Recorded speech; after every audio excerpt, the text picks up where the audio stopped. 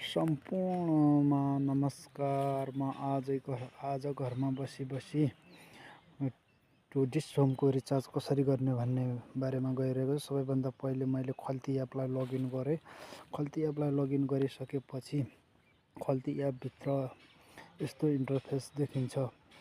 Internet टिभीलाई मैले select गरेँ।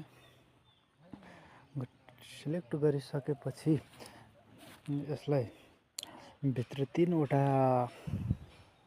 इन्टरफेसहरू देख्न सकिन्छ।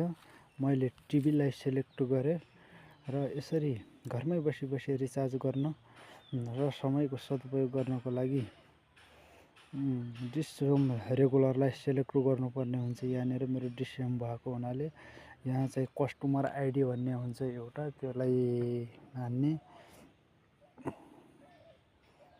71 91 26 04 88 2 यो मेरो कस्टमर आइडी भएको हुनाले मैले गेट डिटेल्समा गएँ।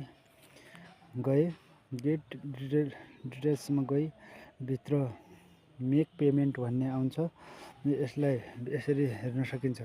Pay for 12 month get bonus 1800। 12 महिनाको लागि पे गर्यो भने 1800 बोनस आयो। मैले 1 महिनाको लागि मात्रै गर्नुपर्ने भएकाले मैले यसरी 400 को मात्रै रिचार्ज गरेँ।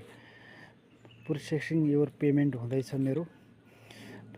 Dish Home payment for customer ID has successfully complete भन्छ हैन। मेरो डिस होमको रिचार्ज पनि भयो, सक्सेस भयो। तपाईहरुलाई यो भिडियो कसरी के कस्तो लाग्यो राय सुझाव दिन नबिर्सनु होला र साथै लाइक शेयर पनि गरिदिनु हुन अनुरोध